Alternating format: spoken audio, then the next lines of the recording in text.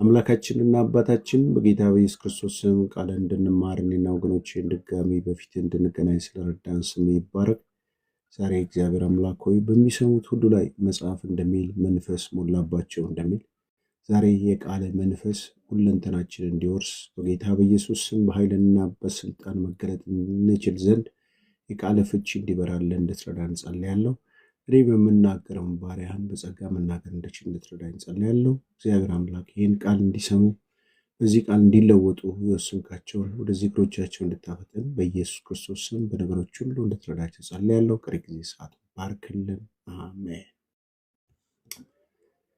ጌታ ኢየሱስ ጌታ ነው። እንግዲህ ይህን እድል የሰጠን አምላክ እንድንማር እድልን ሲሰጠን እግዚአብሔር አዋቂ ነው።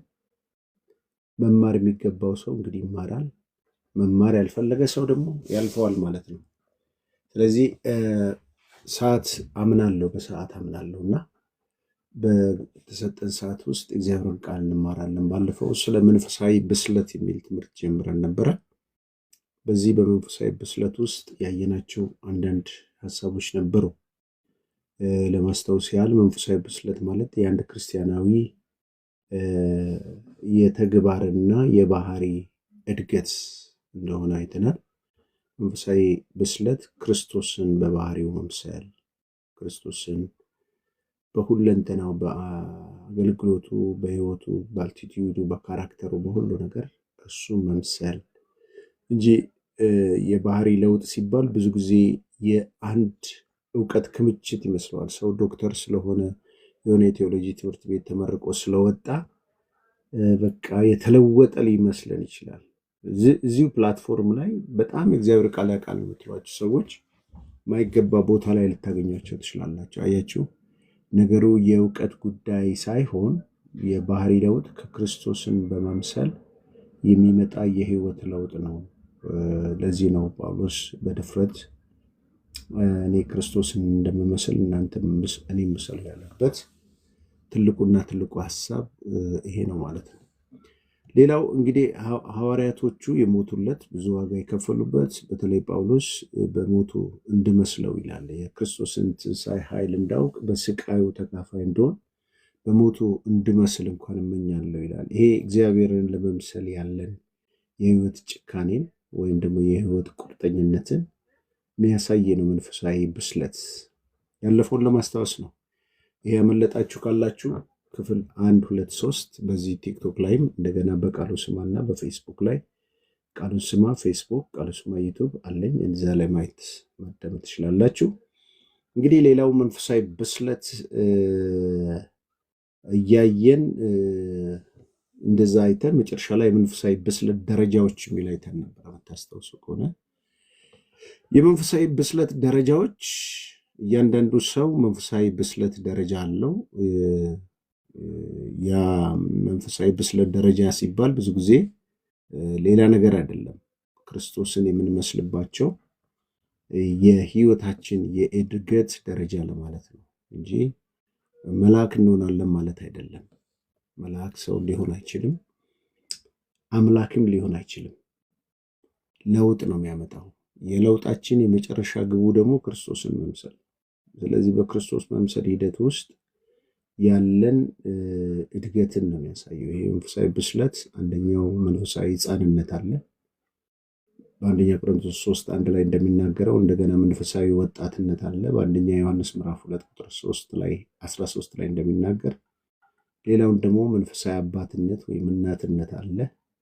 በአንደኛ ዮሐንስ ምዕራፍ 2:14 ላይ እንግዲህ ይሄ እነኚህ በተለይ የመንፈሳዊ አባትነት ደረጃ የሚባለው እግዚአብሔር ሁሉን የፈጠረ አምላክ እግዚአብሔር ወደምንፈልገው የህይወት ልክ ስንደርስ የሚያሳይ ብስለትን ጥንካሬን የሚያሳይ ነውና በዚህ ውስጥ ያለውን ሐሳብ ስናይ ነበር ባለፈው ጊዜ። ስለዚህ መንፈሳዊ እድገት ልክ እንደ ስጋዊ እድገት ደረጃው ራሱን እድገቱን ጠብቆ የሚሄድ እንጂ ምትሃታዊ አይደለም። እሺ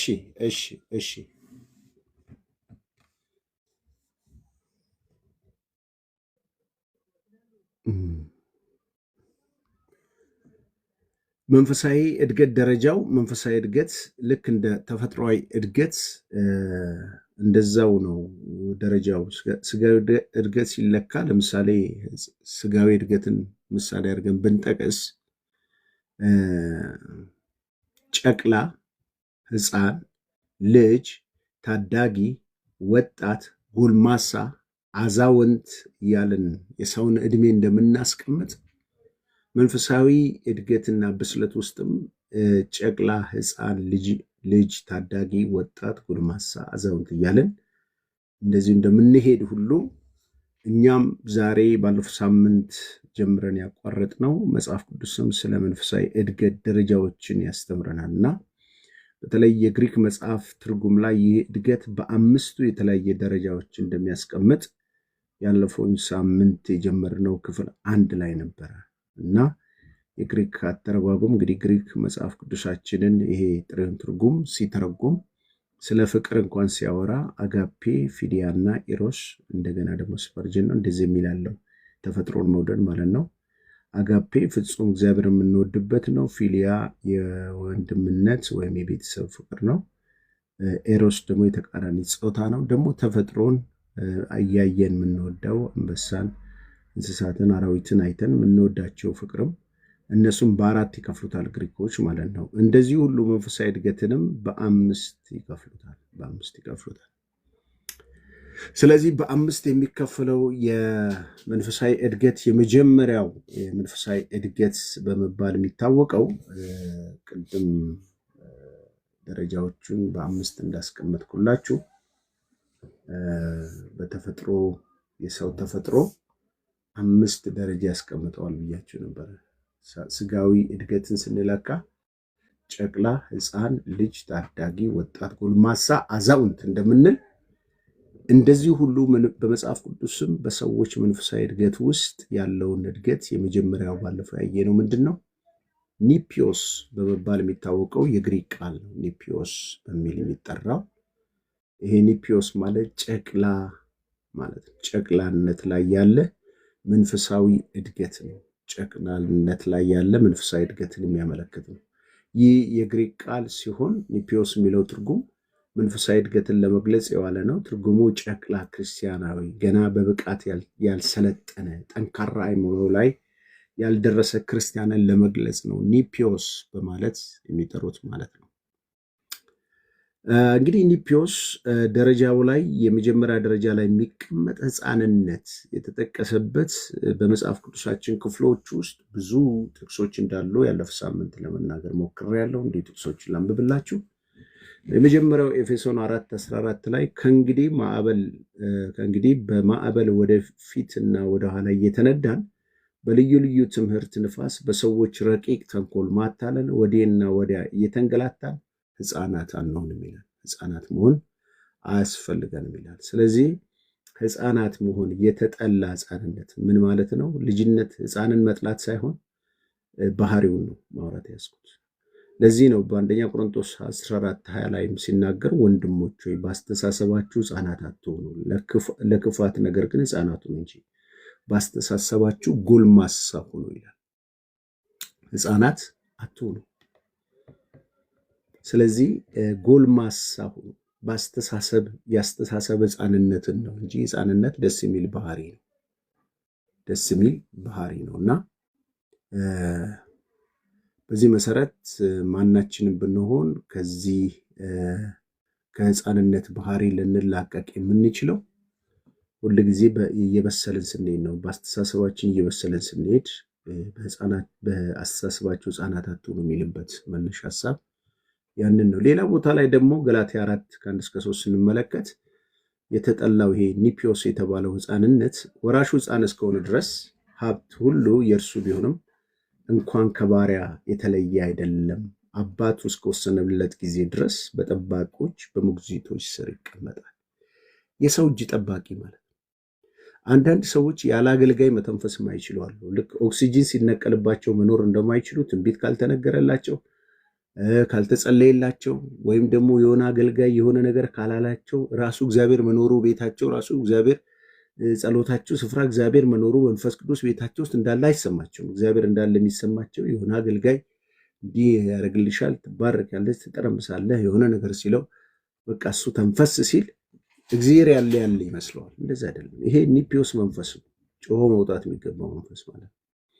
አገልጋዮች ያስፈልጉናል። ለምሳሌ ስንታመም ነው ሆስፒታል ስንሄድ ነርስና ዶክተር የሚያስፈልገው። ጤነኛ ከሆንን ግን ለምን ያስፈልገናል? ስለዚህ ሙሉ ጤነኞች ከሆንን ምንም ረዳት አያስፈልገንም።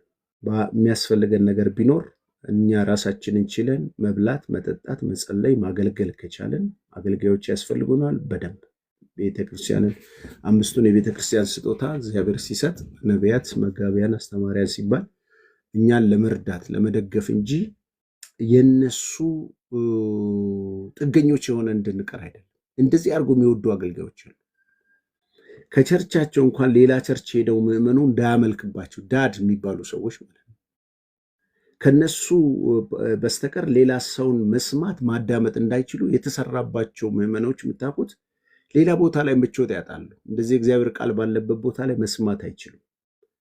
ስለዚህ እነኚህ ከሞግዚት በታች የሆኑ ሰዎች ሁልጊዜ እግዚአብሔር ያዘጋጀላቸውን ሀብት እንኳን ቢኖር ህፃንነት ወራታቸውን ስላልጨረሱ ከባሪያ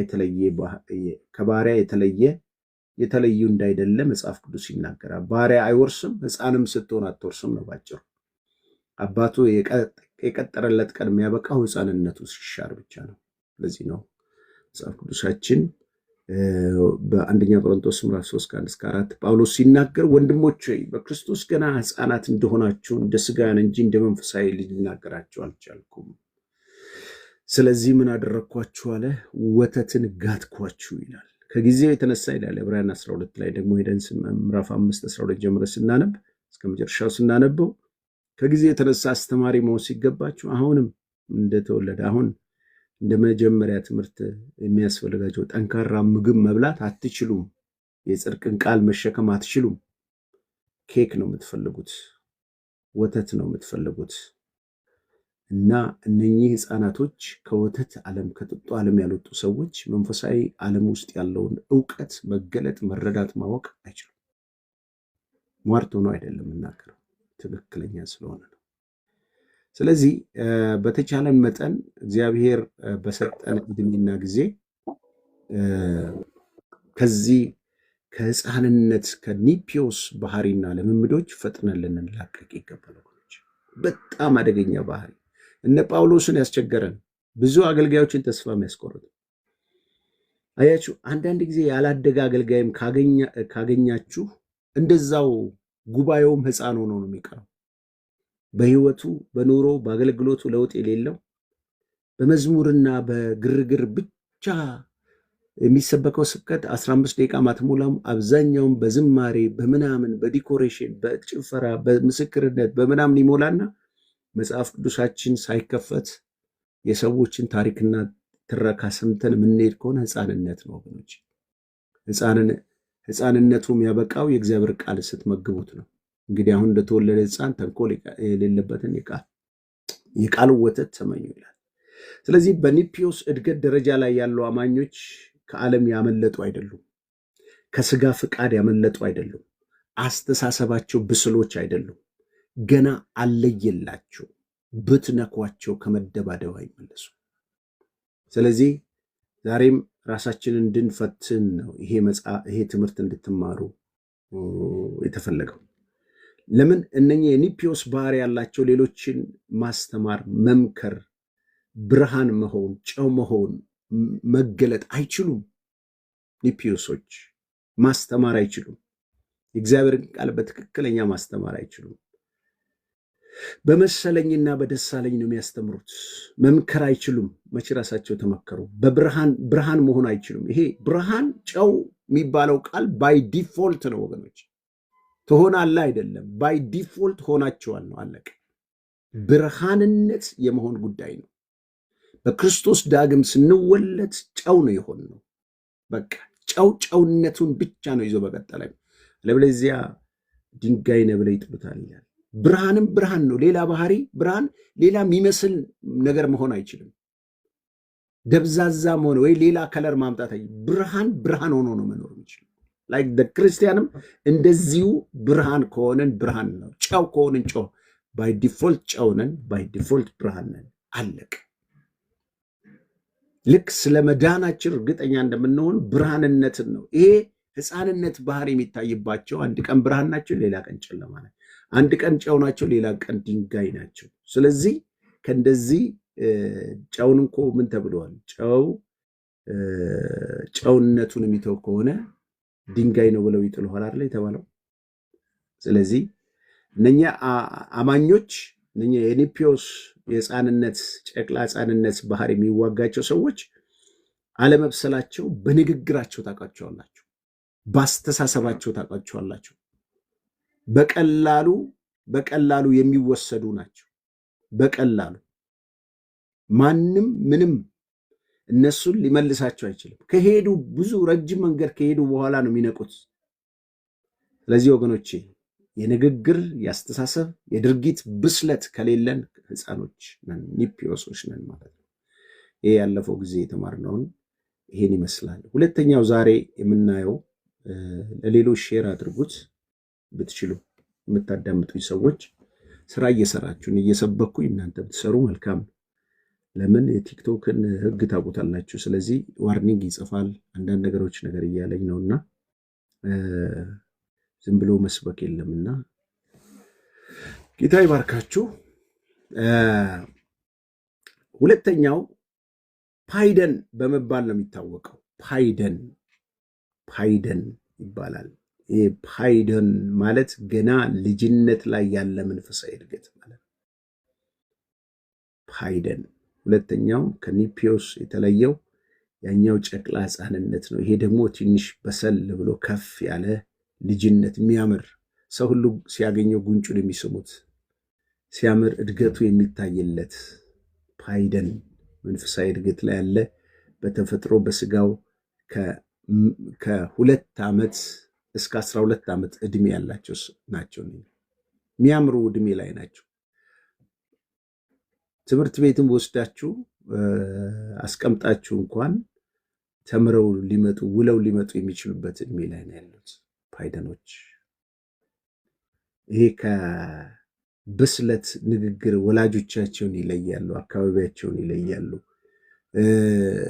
በጣም ይግባባሉ፣ ያስቃሉ፣ አፋቸው ይጣፍጣል። ብዙ እንደዚህ በተለይ የህፃናት እንትኖች ቴሌቪዥን ጣቢያዎች ብታዩ ንግግራቸው ጭምር ይጣፍጣል።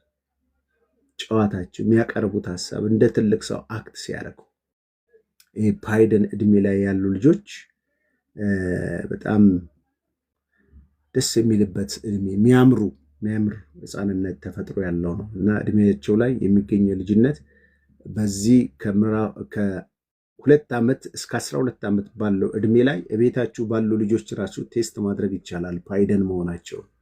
አንደኛ ገና የራሱን ፍቃድ ለማወቅ እየጣረ ያለ ነው። የራሱን ፍቃድ ለማወቅ እየጣረ ያለ ሰው ነው እና እሺ ሲሉት እሺ፣ እምቢ ሲሉት የማልቀስ ወይም ደግሞ ተው ሲሉት የማልቀስ፣ እሺ ሲሉት የመለመን፣ እንደዚህ አይነት ባህሪያቶች የሚታይበት የራሱን ትክክለኛ ባህሪውን የሚለይበት እድሜ ደረጃ ነው። ሌላው የራሱን ፍቃድ የመሰለውን ያደርጋል። ለምሳሌ በዚህ እድሜ ላይ የሰውን ወስዶ የኔ ነው የማለት ባህሪ ይታይባቸዋል። እምቢ ይላሉ። አልሄድም፣ አልበላም፣ እምቢ ተው ሲሉት ያንን የመወሰን የራሱን ፈቃድ ለመወሰን ጥረት ሲያደርግ አንዳንዴ ሲቃወማችሁ አንዳንዴ አባብላችሁ እንዲበላ ስታደርጉት ያለበት ትግል የተሞላበት እድሜ ላይ ነው እና ራሱ ፈቃዱን ለማድረግ ለመወሰን ያለበት እድሜ ክልል ላይ ያለ ነው ይሄ ፓይደን እድሜ። ሌላው አባትና እናቱን ጠንቅቆ ወደ ማወቅ ደረጃ የሚደርስ ነው። እናቱን ቤተሰቡን በደንብ ያውቃል። የአባቱን ድምፅ ያውቃል፣ እናቱን ድምፅ ያውቃል፣ የአባቱን ጠረን ያውቃል፣ የእናቱን ጠረን ያውቃል፣ የአካባቢውን ያውቃል፣ ወንድሞቹን ያውቃል፣ እህቶችን ያውቃል። በእንደዚህ አይነት ብስለቱ ስላለ ለውጡ ይታያል ለውጡ እና የሚገርም እኮ ነው። ስለዚህ በዚህ ለውጥ ውስጥ በጣም ልጆችን አይታችሁ ከሆነ ከእናታቸው ጋር ከአባታቸው ጋር፣ ሴት ከሆነች ከአባቷ ጋር፣ ወንድ ከሆነ ደግሞ ከእናቱ ጋር እንደዚህ የመጣበቅ አብሮ ማሳለፍ አብሮ መሆን የሚታይ ነገር አላቸው። የሚገርም እኮ ነው እና ከዚህ የተነሳ ሁል ጊዜ ህይወታቸው ውሏቸው ሁሉ ከቤተሰብ ጋር የተቆራኘ ልምምድ ነው የምታዩባቸው። ስለዚህ ለምን ቤተሰቦቻቸውን በጣም ለይተው ያውቃሉ። እንኳን አይደለም እንስሳትን በደንብ ያውቃል። እና በዚህ እድሜ ደረጃ ላይ ያሉ ሰዎች ዛሬ ወደ መንፈሳዊ እንኳን ብናመጣው የሚጠቅማቸውንና የሚጎዳቸውን አገልጋዮች ያውቃሉ ማለት ነው። ጥሩ እድገት ላይ በእግዚአብሔር ቃል በጸሎት በመንፈሳዊ ነገሩ እያደገ ሄድና የሚጠቅመውን ነገሮች የመለየት ደረጃ ላይ የሚደርስበት እድሜ ነው። ሌላው ከሰዎችና ከአካባቢው ጋር በተሻለ መልኩ መላመድ ውስጥ ይገባል። ይሄ ከ2 ዓመት እስከ 12 ፓይደን ባህሪው ለምሳሌ የሰፈር ልጆች ካለው ጓደኛ ይፈልጋል፣ ለማነጋገር ይቀርባል፣ ለመጫወት ይናፍቃል። ቤት ውስጥ ከሚቀመጥ ይልቅ እደጅ መውጣትን ይፈልጋል፣ እደጅ ማሳለፍን ይፈልጋል እና እንደዚህ ከአካባቢው ጋር ለመግባባት አካባቢውን ለማወቅ ይሄ በተለይ 12 ዓመት ዕድሜ ስለሆነ ትዝ ይላችኋል። በ12 ዓመቱ ጌታ ኢየሱስ ክርስቶስ ወደ ቤተ መቅደስ ነበር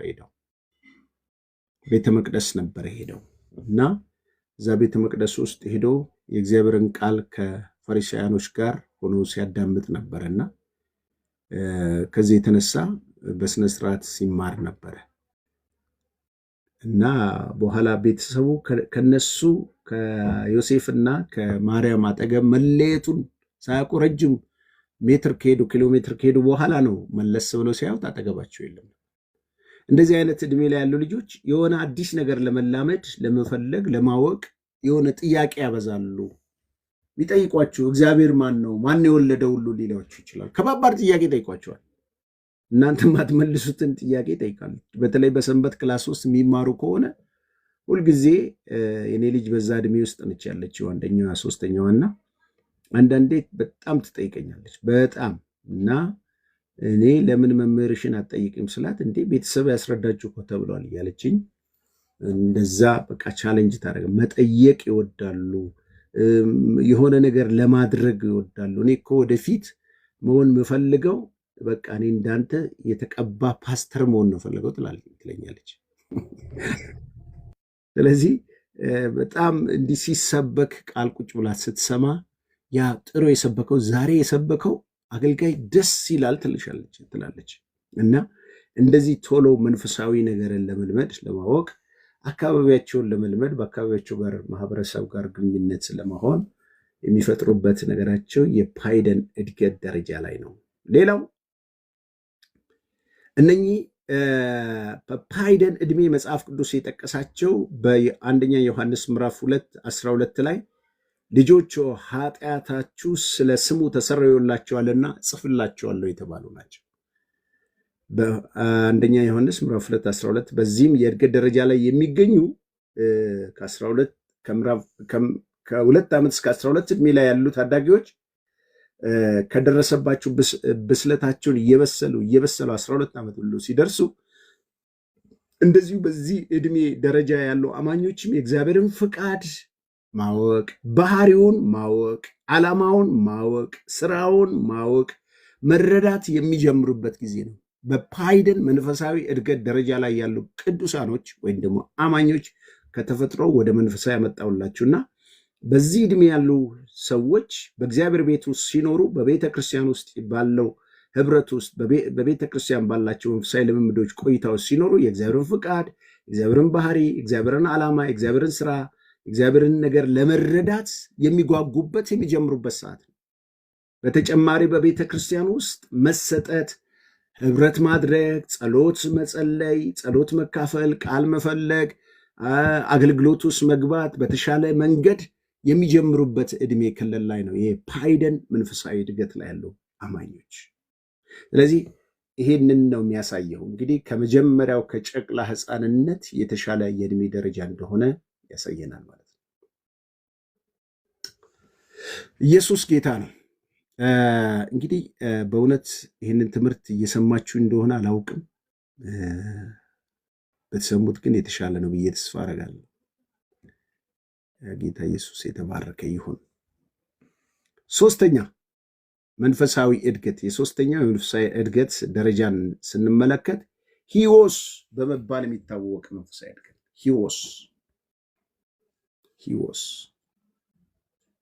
ሂዎስ ማለት ወጣትነት ላይ የደረሰ መንፈሳዊ እድገት ማለት ነው። ከመጀመሪያው ልጅነት እድሜ አሁን ደግሞ በእድሜው ከፍ ያለ ወጣትነት ከ22 እስከ 30 ይሄ ወጣት የሚባለው እድሜ ላይ የደረሰ ወጣት። ይሄ 30 በጣም ዓለምን፣ ሰይጣንም፣ ቤተክርስቲያንም ባለፈው ስለ ሶስተኛ ደረጃ ብዬ እንደናገርኳቸው ያለፈው ሳምንት ይሄ እድሜ የወጣት እድሜ ነው። የወጣቶች እድሜ ነው። ወጣትነት ግልገል የሚባሉበት እድሜ፣ ጠቦት አለ፣ ግልገል አለ፣ በግ አለ። ይሄ በጣም ፈጣን የሆነ እድሜ ነው ሂዎስ። በዚህ ደረጃ የሚገኙ አማኞች የመንፈስ ቅዱስን ድምፅ ጠንቅቀው የሚሰሙበት ደረጃ ነው። በጣም መንፈሳዊ ነገር እንግዲህ ቅድምም እንደነገርኳችሁ እነኛ በሂዎስ በኒፒዮስ ይቅርታ በፓይደን እድሜ ላይ ያሉ እንኳን የእግዚአብሔርን ፍቃድ ለመለየት ዓላማውን ለመለየት ስራውን ለመለየት መረዳት የሚጀምሩበት እድሜ ነው እንዳልኳችሁ። ይሄ እድሜ በስሎ እንደዛው መሰረቱን ይዞ አድጎ 22 እና 30 ዓመት እድሜ ውስጥ ሲኖር በወጣትነት እድሜ ብስለት ላይ ሲኖር አደገኛ አማኞች ይሆናሉ ማለት ነው። በጣም የሚገርም ለውጥ የሚታይባቸው ናቸው። በጣም የእግዚአብሔርን ድምፅ ለመስማት የሚዘጋጁበት ነው። ኢየሱስ ክርስቶስን ለማገልገል የሚጀምሩበት እድሜ ነው። ወንጌል ለመመስከር እስከ ሞት ድረስ ራሳቸውን አሳልፈው ለመስጠት ስለ ወንጌል ቅናት የሚገባባቸው እድሜ ደረጃ ላይ ያሉ ናቸው ወገኖች። ሂዎሶች ወጣትነት የደረሰ ብስለትን አመልካች ሲሆን፣ በተመሳሳይ በዚህ የእድሜ ደረጃ ላይ ያሉ አማኞች ለጌታ ወንጌል ብለው መስዋዕትን የሚከፍሉ ናቸው። ብዙዎችን ተመልከቱ። መጽሐፍ ቅዱስ ላይ የተጠቀሱ እነ ጢሞቴዎስን ተመልከቱ፣ እነ ዮሴፍን፣ እነ ዳዊትን፣ ሌሎችንም ደግሞ ሐዋርያቶችን ስንመለከት በጣም ብዙዎቹ በጣም በወጣትነታቸው እድሜ ስለ ጌታ ስለ ኢየሱስ ክርስቶስ መስዋዕት የሆኑ በአደባባይ ስቲል እንኳን አሁን ወንጌል የሚሰሩትንም ብትመለከቱ በገጠር በከተማ በሚሽነሪነት ሪሞት ኤሪያ ውስጥ ወጥተው ወንጌልን የሚሰሩት እኔ እንኳን ማውቃቸው በእድሜ እኔ ራሴ ጊዜን የሰጠሁበት እድሜ 20 ምናምን አካባቢ ላይ ሙሉ ጊዜ አገልጋይ የሆንኩት በ20 ዓመቴ ምናምን ማለት ነው። እና ለዛውም ሶማሌ ክልል ውስጥ በኦሮሚያ እና በሶማሌ ክልል ጅጅጋ ክልል ሆኖ ቦምባስ የሚባል ግዛት ውስጥ ለ1 ዓመት ቁጭ ብዬ ቸርች ፕላንት አድርጌ እዛ ከተማ ላይ ምንም ሙስሊሞችና በቃ በተለያየ ምክንያት የፍተሻ ቦታ ስለሆነ መስጊድና ማርያም እየተሰራች ነች ያለችው። እዛ ከተማ ላይ በጣም ሪሞት ቸርች የሌለበት ሰው በቃ በጣም የሚያስፈራበት ቦታ ላይ ከመንግስት ስራ ወጥቼ ለዛውም በጣም ትኩስ ወጣት በነበርኩበት ሰዓት ውስጥ ብዙ ጊዜ እግዚአብሔር ይናገረኝ ነበረ። በብዙ መልእክት፣ በብዙ መገለጦች፣ በብዙ በመጡ አገልጋዮችም እኔም ራሴ በህልሜም በውኔም ይናገረኝ ነበረ እና ለቤተ ክርስቲያን ማመልከቻ አስገብቼ ነበረ። ያን ጊዜ የነበረው መንፈሳዊ አባቴ ወንጌላዊ ነውና ይኸው እንደዚህ ብላ አስገብተሃል፣ ስለዚህ በዛ መሰረት አሁን ማገልገል አለብህ አለኝ። ከዛ ቤተ ክርስቲያን ሽማግሌዎች መጡ። እንዲህ በምትልበት ቦታ በኢትዮጵያ ሙሉ ወንጌል አንድ ሚሽነሪ ለመላክ ኮታ አግኝተናልና እንደዚህ ቦምባስ የሚባል ከተማ ላይ መሄድ አለብህ። እንግዲህ ገና አዲስ ሙሽራ ነኝ፣ ወሬ ነው። እንደገና ደግሞ ገና ድምፁን እየሰማሁበት ያለበት በጣም ብዙ እንደዚህ ብስለት እንዲህ ጥንካሬ ድፍረት የሌለኝ እድሜ ነኝ። ገና እንትን ምልበት ሰዓት ነው። ግን ጌታ በብዙ እርዳታ እናቶች እህቶች ሰብስበው እየጸለዩልኝ አዳር ጸሎት ሁሉ ተደርጎ ለእኔ እየተጸለየ ትንቢት እየተነገረ እዛ ከተማ ላይ ወጣሁ። ለአንድ ዓመት ቁጭ አልኩ። የሚገርማችሁ ነገር ከአንድ ዓመት በኋላ 1 ዓመቱ ሙሉ የሰራሁት እዛ ከተማ ላይ ምንድን ነው? አንዳንዴ ወጣትነት በጣም ደስ ይላል። እዛ ከተማ ላይ ለአንድ ሳምንት በር ዘግቼ መጸለይ ጀመርኩ። ጌታ ሆይ ይችን ከተማ አሳልፈ ስጠኝ እያልኩ ጸለይኩ። ማን እንደሚመራኝ አላውቅም። ቀጥሎ እንደዚህ አድርግ የሚለኝ ነገር እሰማለሁ። ድሮም የጸጋ ስጦታ አገልግሎት ውስጥ ፋይሮስ ነበር ማገለግለው እና የቤተክርስቲያን መሪም ሆኛለሁ። መድረክም ሰብክ ነበረ። ከዛ ውጪ እንደዚህ አይነት ኃላፊነት ወስዶ ዋጋ የሚያስከፍል ቦታ ላይ ለመሄድ እንደዛም አይነት ሰው ነኝ ብዬ አስቤ ማለት እዛው ቸርች ውስጥ አገልጋይ ያደርጉኛል ብዬ ነበር ያስቡት። ከዛ ስጸልይ እዛ ከተማ ላይ ስጸልይ እግዚአብሔር መንፈስ በህልም አሳየኝ። ምንድነው ያየሁትን? እዛ ከተማ ገብቼ እየጸለይኩ እያለ አንድ ራሰ በረሃ ጥቁር ህንድ የሚመስል ጥቁሮች ህንዶች አሉ እና ፀጉሩ ሉጫ የሆነ ራሰ በረሃ ካንተ በላይ አምላክ የለም ካንተ በላይ ብዬ በዛ በከተማው አስፓልት ላይ በህልሜ ነው እየሰበኩ ሳለ ከፊት ለፊቴ ይመጣና አንተ ዝም በል ይለኛል። ለምን ነው ዝም ብለው? ይሄ ከተማ የኛ ነው አለኝ። ይሄ ከተማ የኛ ነው ከፈለክ ካላመንክ አለኝና በስተቀኝ በኩል ብርቱካናማ ማን ነው ይሄ ወይን ጠጅ አይነት ባንዲራ አሳየኝ። ይሄ የብረት መንግስት ይባላል አለ። በስተግራ በኩል ደግሞ ብርቱካናማ መንግስት ባንዲራ አሳየኝ። ይሄ ደግሞ የእሳት መንግስት ይባላል አለ። በህልሜ እኮ ነው የምሰማው።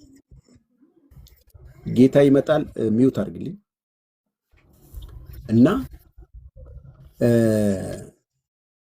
እዚህ ያለ ነው የብረት መንግስትና የእሳት መንግስት ነውና አንተ በዚህ ምን አለ አለኝ። እኔማ እዚህ ከተማ ወንጌል ልሰብክ ነው የመጣሁት ብዬ የጀመርኩትን መዝሙር እቀጥላለሁ። በህልሜ ውስጥ ነው ከአንተ በላይ አምላክ የለም ስል ሰው ወደኋላ እንደሚወድቅ በዚህ በቅሉ በጭንቅላቱ ቅል ከአጠገቤ ይፈጠፈጥና ይወድቃል ማለት። እግዚአብሔር ሆይ ስባነን በቃ ለካ ህልም ውስጥ ነኝ ያለሁት። ዋው ጌታ ሆይ አልኩኝ፣ ስም ይባረክ።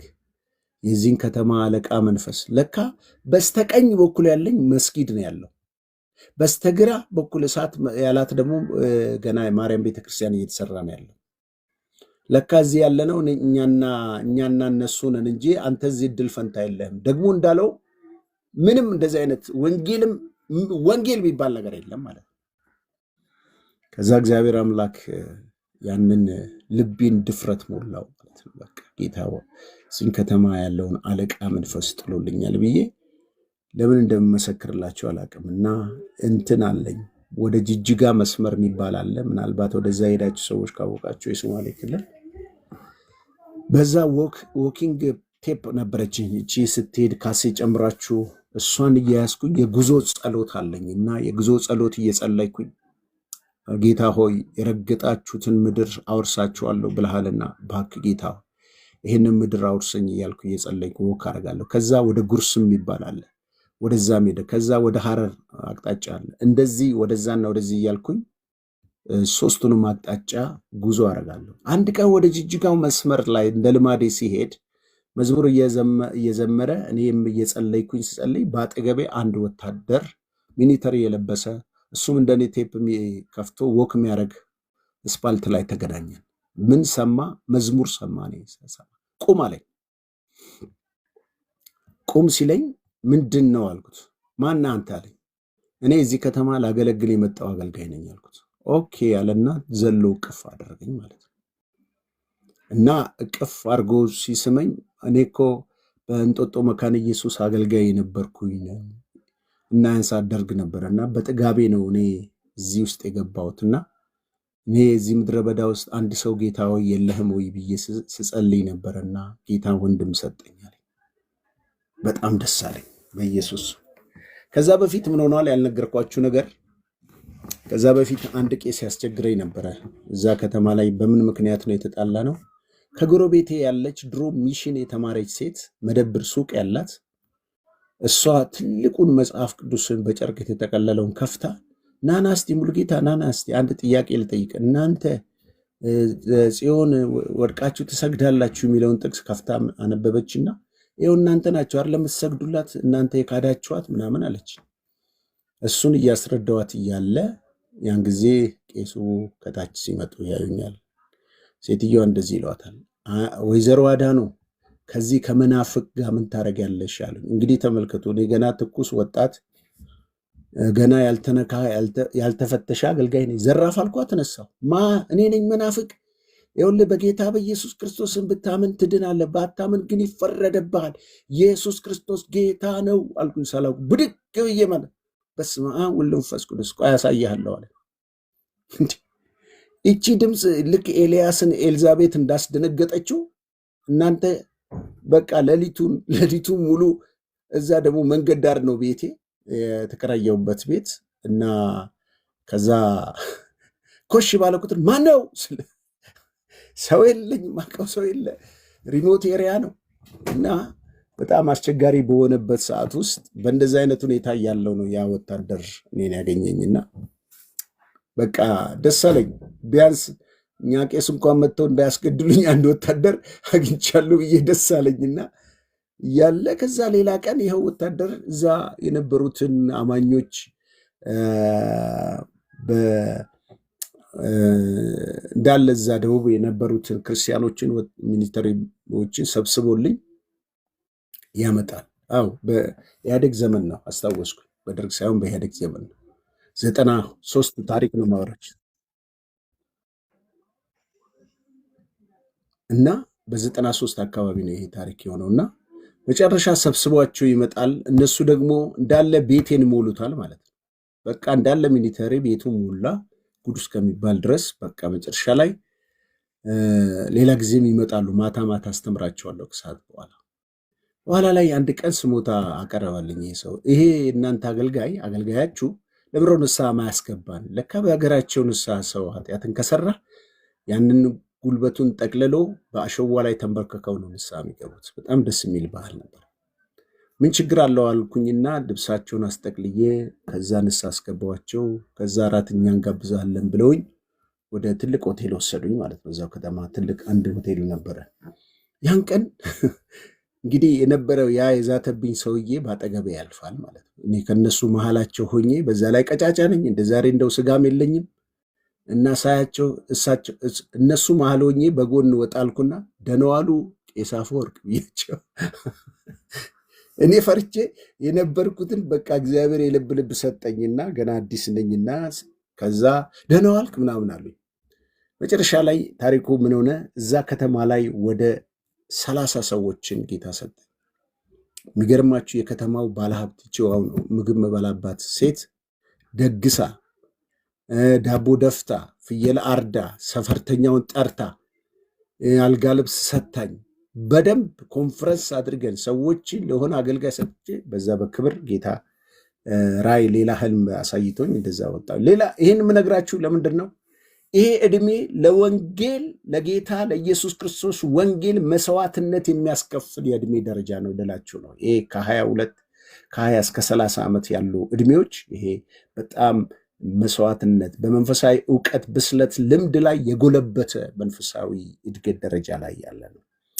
ሌላው ይሄ ዕድሜ ሌሎችን ለማስተማር የሚበቁበት ደረጃ ነው። አስተማሪ ለመሆን አገልጋይ ለመሆን ሌሎች እንዲከተሏቸው ለማድረግ አይታችሁ ከሆነ ወጣቶች እኮ ሲያሳድሙ ሀገር ሲገለብጡ፣ አሁን እኮ መንግስትም ሆነ ቤተክርስቲያን የምትፈራው ማንን ነው ብትሉ ወጣት ነው። አንዴ ሆ ብሎ ቢነሳ ሀገር ይገለብጣል። ብዙ ኃይል ያለው ዓለምም የሚፈልገው ሰይጣንም 666 የሚፈልገው ወጣቶችን ለውጥ ለማምጣት ፈጣኖች የሆኑ ስለሆኑ ማለት ነው። ስለዚህ በዚህ መሰረት ለሌሎች ለማስተማር የሚበቃ የዕድሜ ደረጃ ያለ ነው። እንደገና ክፉን እና መልካምን ጠቅቀው መለየት የሚችሉበት የዕድሜ ደረጃ ነው። ሌላው አራተኛው ቴክኖን የሚባለው ነው። ቴክኖን የሚባለው ጎልማሳ በመባል ዛሬ እነኛ አምስቱ ነግሬ ነው የሚጨርሰው። ታገሱኝ፣ ለምን እየተራዘመብኝ ስለሚሄድ ምስክርነት ስናገረም ትንሽ ወስጃለሁኝና ቴክኖን ወደሚለው ሄጃለሁ። ቴክኖን ማለት ጎልማሳነት ላይ የደረሰ መንፈሳዊ እድገት ደረጃ ነው። አራተኛው ከዚህኛው ከሂዮስ ወይም በወጣት መንፈሳዊ እድገት ደረጃ ለየት የሚያደርገው ጎልማሳነት፣ ይሄ ሰው በ40 ዓመቱ ልብ ይገዛል የተባለበት እድሜ ነው። በተለይ ወንዶች ማግባት የሚፈልጉበት እድሜ ከ30 እስከ 40ዎቹ ላይ ያሉ ነገር ነው። ለምን ራሱን መግዛት የማይችል ቤቱን እንዳይበጠብጥ በቃ ሰው ምን ይባላል? በተለይ ነጮች 40 ዓመት ሳይሞላ ሀብት ሰብስብ ይባላል። እና እኛ እንግዲህ 40 ሞልቶን መሰብሰብ አቅቶናል፣ እነሱ ይቀልዳሉ። እና ይሄ እድሜ ሀብትን ነገርን ማኔጅ የማድረግ የሚችልበት ብዙ ጊዜ ለሀገር መሪነት፣ ለቤተክርስቲያን መሪነት፣ ለመጋቢነት በተለይ መጋቢ የሚባለው ትከሻ ጠንካራን አቋምን ስብዕናን የሚጠይቅበት እድሜ ያለበት ነው። ቴክኖን እድሜ ጎልማሳነት ላይ የደረሰ መንፈሳዊ እድገት ነው። ይህ እድገት ደረጃ አማኞች ጌታ ኢየሱስ ክርስቶስን እውነተኛ ደቀ መዝሙር የሚሆኑበት ነው። የአብዛኛዎቹ የኢየሱስ ደቀ መዛሙርቶች በዚህ እድሜ ውስጥ ያሉ ይመስላሉ። ለምን ያሉበትም እድሜ መንፈሳዊ ብስለታቸው ስትመለከቱ እስከ መጨረሻ አልተለዩትም ከይሁዳ በስተቀር ማለት ነው። እና የእድገት ደረጃቸው ራሳቸውን ደቀ መዝሙር የሚለው የህይወት ሌቭል ላይ የሚደርሱ ናቸው። ቴክኖን የሚባሉት ደቀ መዝሙር እንደሚባሉት አይነት የሚገለጥባቸው ባህሪ ነው። ይህ ለውጥ እድገት በህይወት ምስክርነት፣ በወንጌል ምስክርነት፣ በፍሬያማነት የሚታይበት እድሜ ነው። ዋው! በጣም በህይወት ለውጥ ምስክርነት፣ አቤት ክርስቲያን፣ አቤት አገልጋይ እንደሱ ነው የሚባልበት እድሜ ነው። ወንድሞች እህቶች፣ በዚህ ደረጃ አማኞች ለጌታ ወንጌል ብለው ራሳቸውን መስዋዕትነት የሚከፍሉበት ነው። በመንፈሳዊ ዕውቀት ብስለት፣ ልምድ የጎለበቱ ማስረዳት፣ ማስጨበጥ፣ መስጠት፣ ማውረስ የሚችሉበት የእድሜ ብስለት ላይ ያለ እድሜ ደረጃ ነው። መንፈሳዊ ደረጃ ነው። ሌሎችን ለማስተማር የሚበቁበት ደረጃ ነው። አብዛኛውን ከእግዚአብሔር ቃል ጋር የበሰለ ነገር ከማይረባ ከከንቱ ነገር ጋር እድሜያቸውን አይጨርሱ። ጽድቅ የተሞላበትን ነገር፣ ቅድስና የተሞላበትን አስተሳሰባቸው ማቹርድ የሆነ የበሰለ ከነሱ የሚበላ የሚጠጣ ነገር ማይጠፋባቸው ሰዎች ናቸው። በዚህ እድሜ ደረጃ ላይ ያሉ ወገኖች፣ ይህ ብስለት ደረጃ በጣም ከፍ ያለ የመንፈሳዊ የእድሜ ደረጃ ላይ ያለው ነው። ለዚህ ነው በሁለተኛ ጢሞቴዎስ ምዕራፍ 2:15 ላይ እንደማያሳፍር የእውነት ቃል በትክክል እንደሚያስረዳ የተመሰከረለት ሰራተኛ ሆነ ራስህን በእግዚአብሔር ፊት ልታቀርብ ትጋ ይላል። ኪንግ ጄምስ ላይ ደግሞ ምን ይላል? ስተዲ አድርግ። ምን ማለት ነው? የተጠና ስብከት፣ የተጠና ትምህርት፣ የተጠና አገልግሎት ያላቸው ሰዎች ናቸው። ኬትም ለቃቅመው ከቲክቶክም ከኤአይ ከምናምን ሰብስበው የሚያስተምሩ አይደለም። አንብበው አጥንተው ሰብከው በጣም ውስጣቸው እስከ ውስጣቸው ድረስ በእግዚአብሔር ቃል በርትተው በስነ መለኮት ስም በተለያየ ትምህርቶችም ጠንክረው የእውነትን ቃል በትክክል ማስተላለፍ የሚችሉ ጀግኖች ናቸው ወገኖች። አያችሁ፣ ይሄ የማያሳፍር ሰራተኞች ናቸው።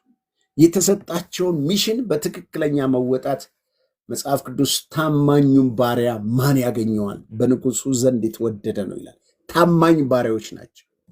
በትክክል የእግዚአብሔርን ወንጌል የሚያስተምሩ፣ በትክክል የእግዚአብሔርን ቃል የሚያስረዱ፣ በትክክል አቃቤ እምነት ያላቸው፣ ቤተክርስቲያን የሚጠብቁ፣ ቤተሰባቸውን የሚጠብቁ፣ መንፈሳዊ ነገርን የሚጠብቁ፣ ቅዱሳን የሚጠብቁ፣ ሕፃናትን፣ ወጣቶችን፣ ጎልማሶችን መጠበቅ የሚችሉ ብስለት ያላቸው፣ ጠንካራ አስተሳሰብ ያላቸው ብዙዎች መሪ የሆኑ ናቸው።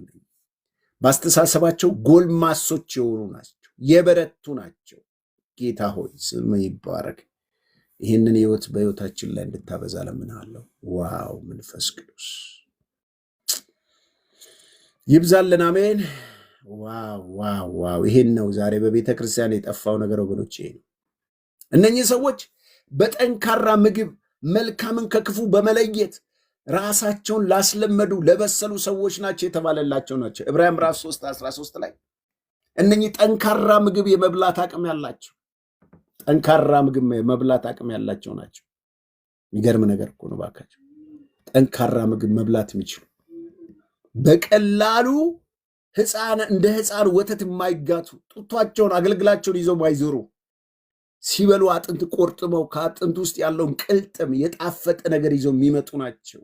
እነኚህ አገልጋዮች ናቸው። በእውነት እነኚህ ደቀ መዝሙሮች ናቸው። እነኚህ ጌታን የሚመስሉ ናቸው። ስለዚህ እነኚህን እግዚአብሔር አምላክ በእነዚህ ህይወት ውስጥ ቴክኖን በመባል የሚታወቀው ጎልማሳነት ላይ የደረሰ መንፈሳዊ እድገት የመጨረሻው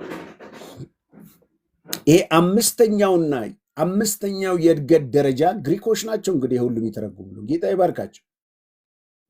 ቴሊዮስ በመባል ይጠራል። አምስተኛው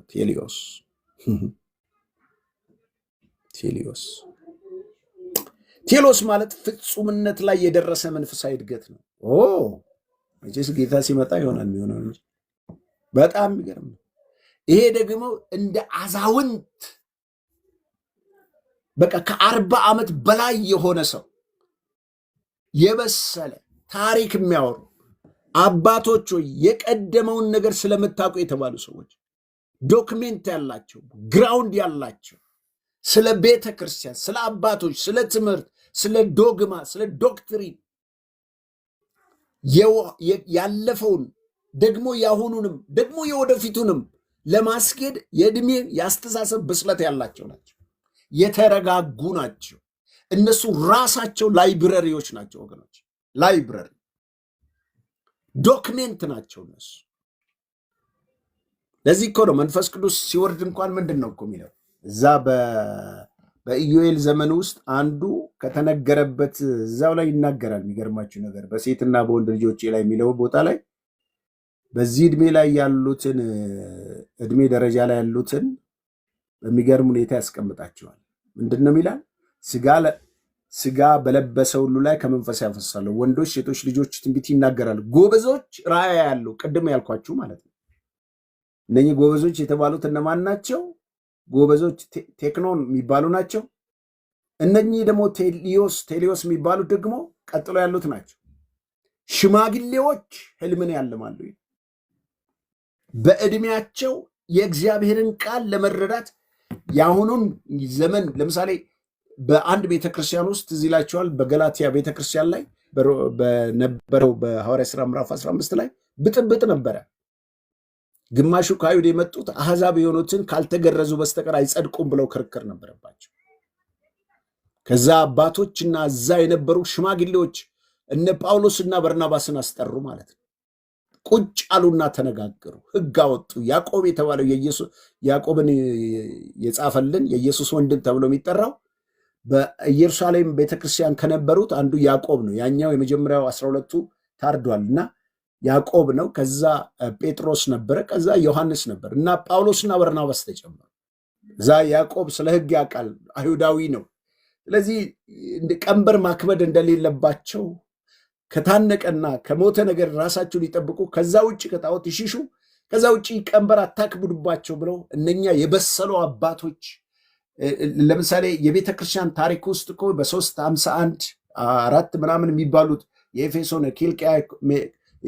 ኬልቄዶን የሚባሉ ስብሰባዎችም አባቶች የእምነት አባቶች በወቅቱ የነበሩ ሊደሮች ናቸው። ዛሬ ትክክለኛውን በቤተ ክርስቲያን የምንማራቸውን የሥላሴ ትምህርትን አንዳንድ ወሳኝ ስለ ክርስቶስ፣ ስለ አብ፣ ስለ ወልድ፣ ስለ መንፈስ ቅዱስ ሕግ አውጥተውልን ዛሬ እኔና እናንተን አንድ ያደረጉን እነዛ በወቅቱ የነበሩ አባቶች ናቸው። ዛሬም በቤተ ክርስቲያን ውስጥ መንፈሳዊ አባቶች ያስፈልጉናል ወገኖች። ብዙ ሰው ማን ነውና ነው በድሮ ዘመን ሂዱ ይለናል፣ ይሄ ፋራ ነው ብሎ የትውልድ ክፍተት አለ በቤተ ክርስቲያን ውስጥ። አባቶች አይከበሩም፣ ይናቃሉ። ቁጭ ብሎ የሚማር የለም። ታዋቂ ዘማሪ ከሆነ ታዋቂ ነብይ ከሆነ ወይም ሐዋርያ ከሆነ አባት የላቸውም። ስለዚህ ሲያጠፉ ጥፋታቸው ብዙ የሚሆነው አባት አልባ ስለሆኑ ነው። እነኚህ አዛውንት ዕድሜ ላይ የበሰሉ ዕድሜ ላይ ያሉ ግን ለመንፈሳዊ እድገታችን በጣም ወሳኞች ናቸው። እነኚህ ዕድሜ ደረጃ ላይ ያሉ በጣም የሚገርሙ ባህሪያት አላቸው። እነሱ ልንገርና ልጨርስ። አንደኛው በአስተሳሰባቸው ብስሎች ናቸው። በሳል ናቸው። አይገርምም? በሳል በአስተሳሰባቸው በሳል ናቸው። የበሰሉ ናቸው። ዋው! ጌታ ሆይ አብስለን። እንዲህ ይላል። ምን አይነት ባህሪ ያላቸው ብትሉ በሕይወታቸው ውስጥ የበሰለ ጸጋ ውስጣቸው አለ። ለእያንዳንዱ ብልቶች ጤናማነት የሚተጉ ናቸው። ወንድሞች እህቶች፣ ሌላው በባህሪያቸው በሳሎች ናቸው። በባህሪያቸውም በሳሎች ናቸው። ዝም ብሎ አንድ ቀን ሲመቸው ያናግራቸዋል፣ ሌላ ቀን ያኮርፋቸዋል። ካኮረፈ ደግሞ ምግብ ማይበላ፣ ካኮረፈ ደግሞ ዓመት የሚዘጋችሁ ወይም ወር የሚዘጋችሁ ሰው አለ። እንደዚህ አይነት ሰዎች ግን በመንፈሳዊ ሕይወታቸው የበሰሉ ናቸው። ለምንድን ነው ትሉ? በባህሪያቸው በመንፈስ ስለሚመላለሱ የስጋን ባህሪ እየጣሉ የሚሄዱ ናቸው። በሳሎች ናቸው ወገኖች። ሌላው በማህበራዊ ሕይወታቸው በሳሎች ናቸው። ከማህበሩ ጋር ችግርን በመፍታት ላይ፣ በአካባቢው ላይ በተጽዕኖ የሚፈጥሩ በክርስቲያኑ ማህበረሰብ መካከል ይህም እንደ እድር እንደዚህ አንዳንድ ጉዳዮች ላይ አስተባብሮ በመስራት ላይ፣ መክሮ በመስራት ላይ፣ ለውጥ በማምጣት ላይ፣ ችግርን በመፍታት ላይ፣ በማስታረቅ ላይ፣ በሽምግልና ላይ ከፍተኛ ማህበራዊ ላይ ተጽዕኖ መፍጠር የሚችሉ ዕድሜ ላይ ያሉ ናቸው። ከብጥብጥ ይልቅ እርቅን የሚመኙ ናቸው። በዚህ ዕድሜ ደረጃ ላይ ያሉት ወደ ፍጹም ደረጃ ላይ የደረሱ ናቸው። የሰማይ አባታችሁ ፍጹም እንደሆነ እንዲሁ ፍጹማን ሁኑ እንዳለ በእውነት እነኚህ ሰዎች ላይ አብዛኛውን ከጉድለታቸው ይልቅ የበሰለ አስተሳሰብ ያላቸው ናቸው። መንፈሳዊ ምክራቸው አጥንት ውስጥ ይገባል። ስጋዊ ነገርን ከሕይወታቸው ላይ ያርቃል። ስለዚህ እነኚህ የበሰለ ባህሪ ያላቸው አምስቱ በቤተ ክርስቲያን ውስጥ ያሉ ልዩ ልዩ ጸጋ ያላቸው ልዩ ልዩ የመንፈሳዊ እድገት ላይ ያላቸውን አምስቱንም ልጥቀስላችሁ እና ጨርሳለሁ። አንደኛው መንፈሳዊ ደረጃ ጨቅላ፣ ሕፃን፣ ልጅ፣ ታዳጊ፣ ወጣት፣ ጎልማሳ፣ አዛውንት እያለ በሰው ዕድሜ ውስጥ እንዳለ ግሪኮችን በመጽሐፍ ቅዱስ ውስጥ ኒፒዮስ በማለት በጣም ጨቅላን ሕፃንን እንትን ይሉታል። ስጋዊነት ባህሪ በተለይ በቆሮንቶስ የተገለጡት ክርስቲያኖችን የሚመስል ነው። ፓይደን የሚባል ደግሞ ገና ልጅ ዕድሜው ከ2 ዓመት እስከ 12 ዕድሜ ያለ ነው። እነኚህ ደግሞ የራሳቸውን ፍቃድ ለማወቅ፣ አካባቢውን ለማወቅ፣ አባቶቻቸው ለይቶ ለማወቅ፣ ማህበረሰቡን ለማወቅ ለውጥ የሚፈልጉ ወይም ደግሞ በአንደኛ ዮሐንስ ምዕራፍ 2:12 ላይ ልጆች ሆይ ኃጢአታችሁ ስለተሰረየ የሚለው ቃል የተጻፈላቸው። ሶስተኛው ደግሞ ሂዎስ ወይም ደግሞ ወጣትነት ደረጃ ላይ የደረሱ ይሄ ከ22 እስከ 30 ዓመት ላይ ያሉ በሳል ዕድሜና ያሉ ናቸው። በመንፈሳዊ እውቀታቸው ብስለት፣ በጣም መስዋዕትነት መክፈል የሚወዱ ናቸው። ለሌሎች ለማስተባር የሚበቁ ዕድሜ ላይ ደረጃ ያሉ ናቸው። አራተኛው ደግሞ የሚባለው ቴክኖን በመባል የሚታወቅ ነው። ጎልማሳነት የመንፈሳዊ ደረጃ ላይ ያሉ ናቸው። እነኚህ ደቀ መዝሙር ተብለው የሚጠሩት ደቀ መዝሙር ለመሆን ጌታ መንፈሳዊ ነገርን ለመስራት በዚህ ደረጃ ላይ ያሉ አማኞች ለጌታ መስዋዕትነት ለመክፈል መንፈሳዊ ነገርን ለማወቅ ብስለት፣ ልምድን የሚያጎለብቱ ሌሎችን ለማስተማር የሚበቁ ናቸው። ክፉን ነገር የሚጠሉ ጽድቅን ለማድረግ የሚጨክኑ ትዝ ይላቸዋል ዮሴፍ። እንደዛ የነበረበት ዕድሜ በኢየሱስ ስም እምቢ የሚልበት ዕድሜ። ሌላው ደግሞ ቴሊዮስ በመባል የሚጠራው ነው። ይሄ መንፈሳዊ የእድገት ደረጃ የአባትነት ዕድሜ ደረጃ የሚደርስ ነው። አባቶች ወይ የቀደመውን ስለምታውቁ ጽፍላቸዋለሁ እንዳለው ይሄ አባትነት ተተኪዎች ነው። ወይም ደግሞ ብዙ ጊዜ በቤተ ክርስቲያን ሽማግሌዎችን መጽሐፍ ቅዱስ ኃላፊነት እጥፍ ክብር ይገባቸዋል እንደሚል ይሄ አምስቱ መንፈሳዊ ደረጃ እንዳለ በግሪክ ይነግረናል ማለት ነው። ስለሰማችሁኝ ጌታ ኢየሱስ ይባርካችሁ።